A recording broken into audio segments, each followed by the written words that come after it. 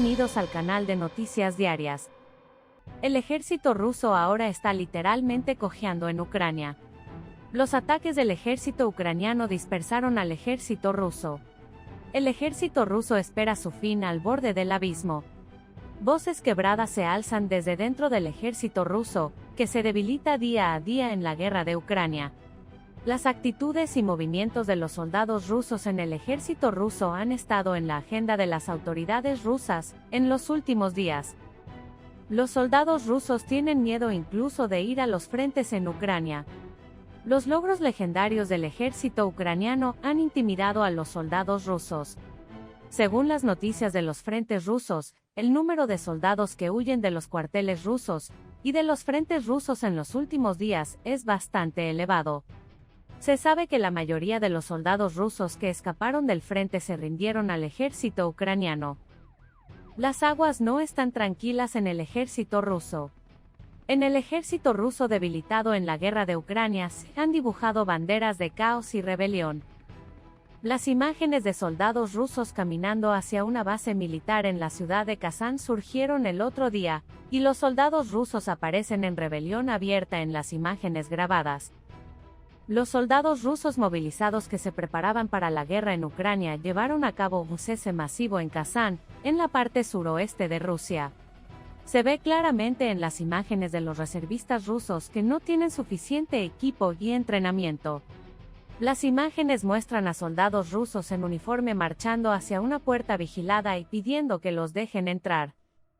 El título del video, en el que se graban soldados rusos en la ciudad de Kazán, lo dice todo. El video publicado con el titular de un motín en una base militar en Kazán, Rusia, apunta a la agitación dentro del ejército ruso. Estaba claro en el video que los reservistas rusos estaban tratando de abandonar el ejército ruso. Los hombres rusos movilizados se quejaron de las condiciones de vida del ejército ruso, afirmando que tenían un trato adecuado y un equipo inadecuado. Los reservistas rusos decidieron regresar a casa. Las imágenes de los reservistas rusos abandonados por el ejército ruso se produjeron cuando Mark Ertling, un comandante estadounidense retirado, argumentó que Ucrania estaba manteniendo la ventaja sobre Rusia en términos de lucha en el invierno. Las temperaturas están cayendo en Ucrania, y los soldados de ambos bandos luchan en condiciones gélidas. Al comentar sobre la guerra en curso en Ucrania, el señor Ertling dijo: "El aire de enfriamiento en Ucrania correctamente juega un papel igual en ambos lados, pero de lo que está hablando es de preparación y disciplina dentro de la fuerza".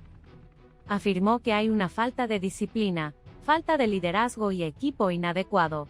No están listos para lidiar con el tipo de material de petróleo de guerra de invierno para hardware, el tipo de cosas que necesitas para mantenerte seco, uniformes para mantenerte caliente, dijo Ertling. Mark Ertling, un comandante estadounidense retirado, dijo que el ejército ruso no está recibiendo el tipo de uniformes que necesita para mantenerse, que es lo que la OTAN está proporcionando actualmente a Ucrania. Vi una foto de un búnker ruso el otro día, envuelto en una mortaja que se envuelve alrededor de los árboles para evitar que entre el viento.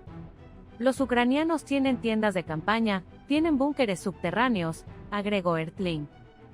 Ertling continuó comentando sobre el impacto del aire de enfriamiento en la guerra en Ucrania y dijo: "Para mí, la combinación de estándares de rendimiento del equipo y disciplina le dará a Ucrania una ventaja en la lucha de este invierno, incluso si el clima es igual para ambos lados, pero aún será muy difícil". Otra cosa importante es que en invierno, el comandante retirado, quien afirmó que el tiempo diurno disminuirá durante el día, señaló el equipo de alto nivel que tienen los combatientes ucranianos y dijo: "Los ucranianos tienen dispositivos de visión nocturna que pueden ver en la noche, y sabes que todos estos tienen un papel, y en este caso", dijo, "le doy a los ucranianos la supremacía y una guerra de invierno". Hay muchas opiniones y sugerencias del mundo sobre la guerra en curso en Ucrania. En el desarrollo reciente, el ministro de Relaciones Exteriores de Letonia hizo una salida notable. El ministro de Relaciones Exteriores de Letonia dijo que la OTAN debería permitir que Ucrania ataque a Rusia. Pero otros funcionarios occidentales advirtieron que tal movimiento aumentaría aún más las tensiones y provocaría una enorme reacción. El ministro de Relaciones Exteriores de Letonia argumentó que la OTAN debería permitir que Ucrania ataque a Rusia. El oficial de la alianza militar insistió en que Occidente no debe tener miedo de las posibles consecuencias de este tipo de acciones. Debemos permitir que los ucranianos usen armas para apuntar a sitios de misiles o aeródromos donde se lanzan estas operaciones, dijo Edgar Rinkevich en un discurso en Bucarest a principios de esta semana. Los partidarios occidentales de Kiev han bloqueado hasta ahora el envío de armas capaces de alcanzar objetivos en suelo ruso, continuó. Otros funcionarios de la OTAN advirtieron que permitir que Ucrania elimine tales objetivos sería un paso demasiado lejos. Michael Kaul, quien asumirá la presidencia del Comité de Relaciones Exteriores de la Cámara de Representantes de EU. En enero, dijo que los ataques dentro de Rusia provocarán una reacción violenta masiva de Rusia y realmente escalarán la situación. Después de la recomendación del ministro de Relaciones Exteriores de Letonia, Kaul dijo, hay que sopesar la enorme reacción y la opinión pública mundial. Los ucranianos han hecho un trabajo sobresaliente al estar del lado correcto de este tema, aceptando la opinión pública en su favor. Esto podría ser un paso adelante, dijo. Pero Rinkevich ya ha descartado tales sentimientos, argumentando que los miembros de la OTAN no deberían tener miedo de una escalada. Agregó que otros miembros de la alianza creen que Ucrania no debe limitarse al uso de armas, pero están de acuerdo en que, en última instancia, depende de qué armas suministre Occidente a Kiev. El ministro de Relaciones Exteriores de Lituania, Gabrielius Landsbergis, dijo en Bucarest que los miembros de la OTAN discutieron el tema de proporcionar armas de largo alcance, pero el consenso no ha cambiado.